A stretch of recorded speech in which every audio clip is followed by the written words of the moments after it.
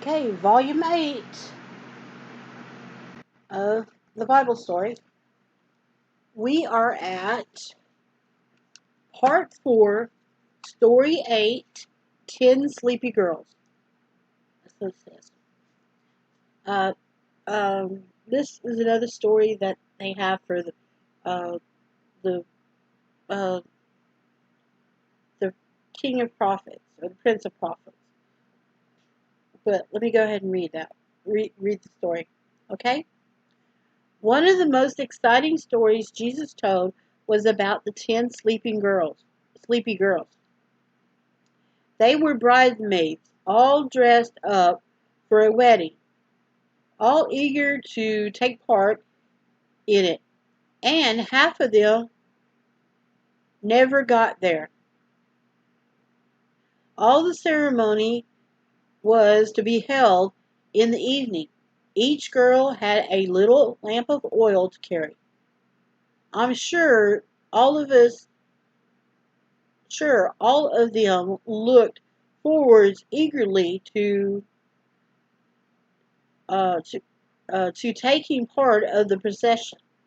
Just in case anything would go wrong, five of them brought along a little extra oil. Since it was an Eastern wedding, they were all waiting at the bride house, not for the bride, but for the bridegroom. It was the custom for him to come to the house of the bride and lead her away to his own. The girls weren't sleepy at first, of course. I suppose they were happy and gay. Means just the same thing, but don't get your back up in a roar. Because it's a 70-year-old book.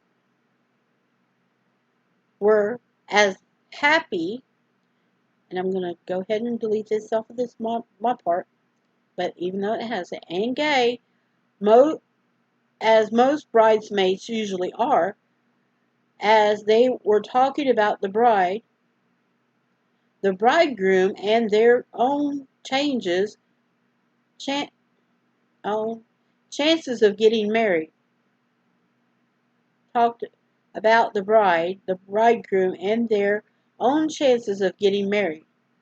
But as time went on, the bridegroom didn't not appear. They began to yawn and get drowsy. No longer did they stand on their tippy toes looking for the procession to come. Instead, they sat down on the grass and grumbled at the delay. Whatever can have whatever can have happened, sighed one. I wish the bridegroom would hurry up. I'm going to have 5 minutes of sleep, said another. I'm tired. Wake me up, girls, that you see him. Wake me up when you see him coming. All this she laid down, and as soon would fall fast asleep. Another girl followed suit, and then another and another until all slumbered and slept. One by one the little lamps flickered and went out, but by the only light came from the stars shining above head. Hours after hours went by, and the 10 sleeping girls slept on. Suddenly at midnight they heard somebody shouting, and then it's got an illustration of the 1, 2, 3, 4, 5, 6, 7, 8, all 10 of them. All 10. All 10 girls pretty much asleep, snoozing. And it says at midnight. Suddenly at midnight they heard someone shouting, the bridegroom's coming. Everybody go and meet him. The girls stirred and woke. They rubbed their eyes. The procession was indeed coming down the street. They jumped to their feet, straightened their dresses, and patted their hair in place. Then they remembered their lamps. They were out, and the wicks were thick as carbon. Quickly, the girls began to trim them, and uh,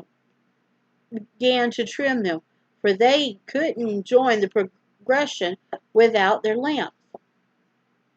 The five of them that had a ter- then five of them made a terrible discovery. They had no oil.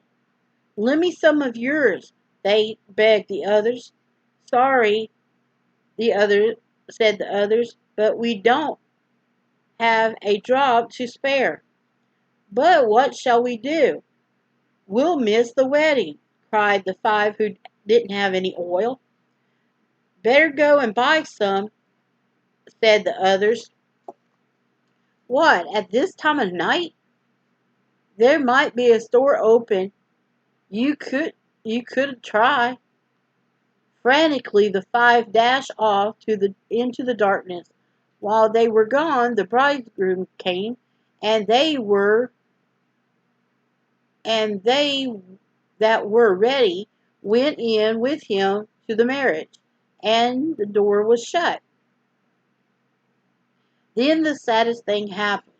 The five girls who had gone off looking for oil came back, breathless with running, but they were too late.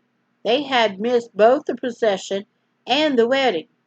They banged on the door, crying, "Let us in, let us in." But nobody opened it.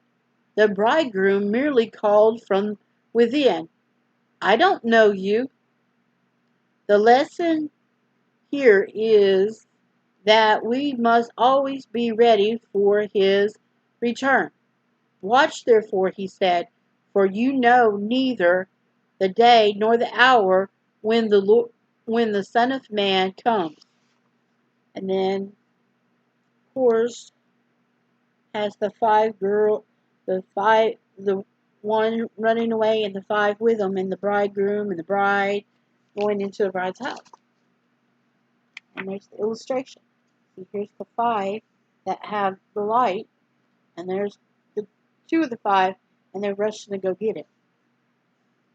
And of course, the bridegroom here, and then his dad's house, and they're going to the wedding.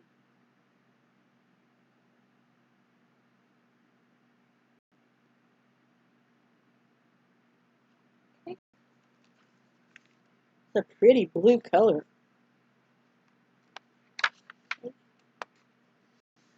And then it says right here, it could tell, it could well be that as the Prince of Prophets, he was looking down a long, long years to our time. Perhaps he was thinking of you and me, knowing how easy it is for us to give up hope in his coming and get careless and sleepy and let our lamps go out. "Watch," he said to us. "Keep awake. Look out for the sign of my return." Some day the cry will be heard again, "Behold, the bridegroom cometh."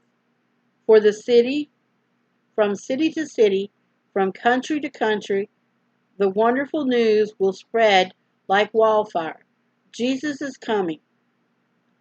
Some will be ready to meet him, some will not. Some will be in heaven with him, and some will be left out. In what group will you be?